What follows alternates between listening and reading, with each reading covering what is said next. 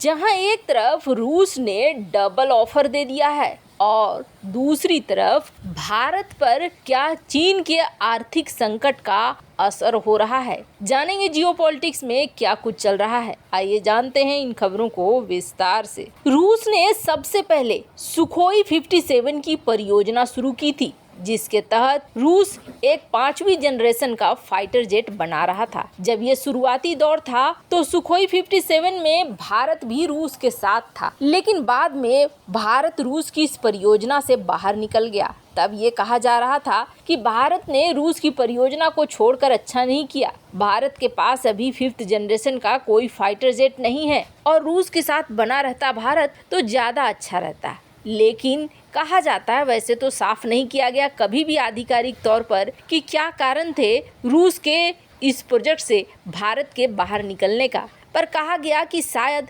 लागत, समय और क्वालिटी तीनों को देखकर भारत को एक ही चीज़ समझ में आया कि अपने किसी प्रोजेक्ट पर काम करो और उसे ही बनाओ। इसी वजह से रूस जैसे साझेदार और दोस्त होने के बावजूद भारत ने इस प्रोजेक्ट को छोड़ दिया। सुखोई 57 छोड़ने के बाद जब रूस ने अपनी प्रोटोटाइप रिलीज की, टेम्पेस्ट की यानी सुखोई 75 की, तब रूस ने ये उल्लेख किया कि वो अपने दोस्तों को इस परियोजना में शामिल कर सकता है। तब भी बात नहीं बनी। खुद पुतिन टेम्पेस्ट के प्रोटोटाइप का उद्घाटन करने आए थे और जो वीडियो बनी थी उस वीडियो में कहीं ना कहीं भारतीय पायलट को भी दिखाया गया था। तब ये माना गया था कि भारत को एक संदेशा देना चाहता है रूस कि टेम्पेस्ट परियोजना को खरीद लो हमसे, फाइटर जेट इस परियोजना में आकर शामिल हो जाओ।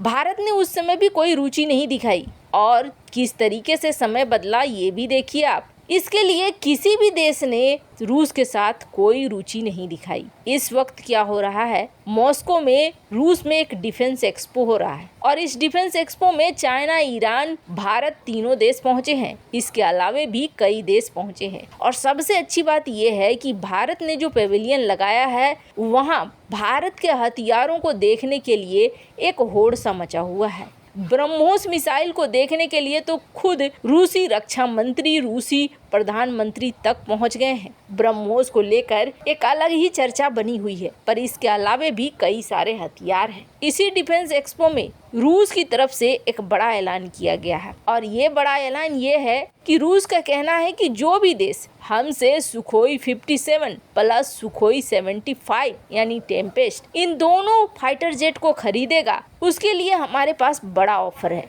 पहली बात तो ये कि हम इन परियोजनाओं को उनके ही देश में करेंगे, मतलब प्रोडक्शन जो होगा उस खरीदने वाले देश के अंदर होगा। दूसरी बात कि वो इसका टेक्नोलॉजी ट्रांसफर भी कर सकते। अब ये तो साफ साफ इशारा भारत और चाइना को है। चाइना तो लेगा नहीं, ये बात बहुत अच्छे से जानता है रूस। चाइना की आदत ये है कि एक आध कॉपी खरीद लो और फिर इसकी रिवर्स इंजीनियरिंग कर दो। रिवर्स इंजीनियरिंग के बाद जो निकल कर आए उससे बना लो अपना फाइटर जेट। अभी तक चाइना यही करता आया है। चाइना कभी भी बड़े खरीदारों में से नहीं रहा है रूस का और रूस इस बात को बहुत अच्छे से जानता है। कहीं न कहीं ये ऑफर रूस का भारत के लिए है और मिडिल ईस्ट के देशों के लिए है।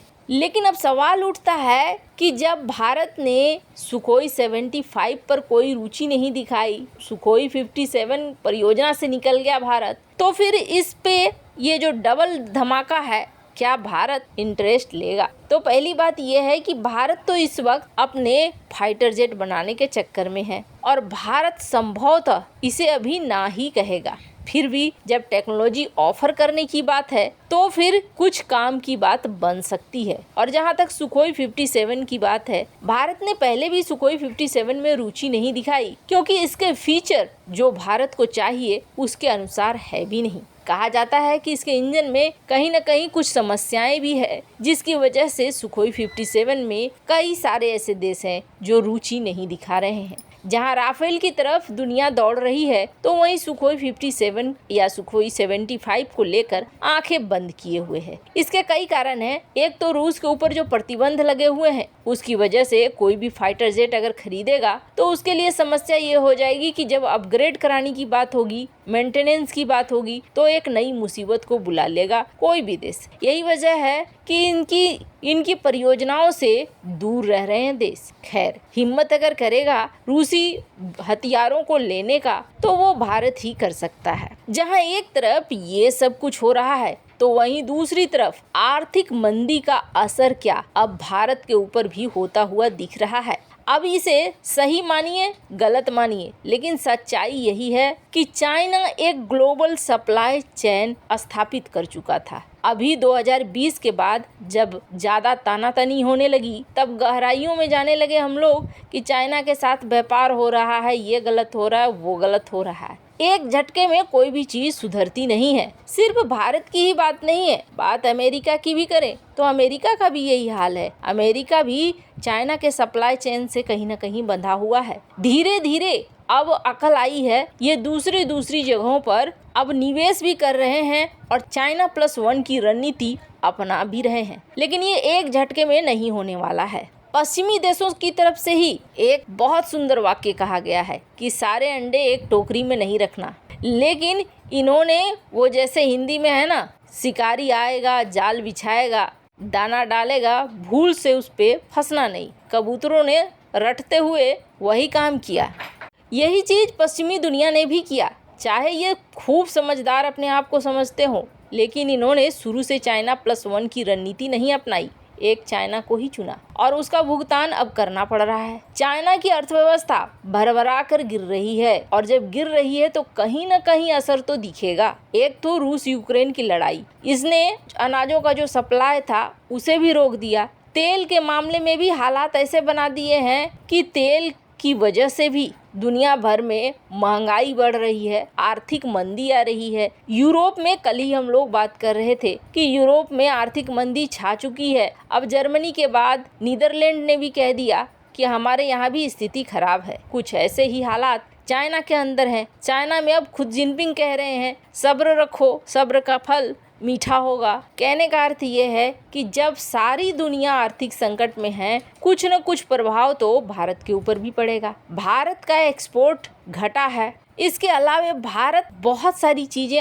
अभी भी खरीदता है दुनिया से और इस वक्त देखा जा रहा है कि डॉलर का मूल्य बढ़ रहा है और कई देशों की करेंसी का मूल्य गिर रहा है, जिसमें से एक भारत भी है। भारत का भी रुपया 10वें महीने में अपने निचले स्तर पर है। $1 इस वक्त 83 रुपए के बराबर में बताया जा रहा है।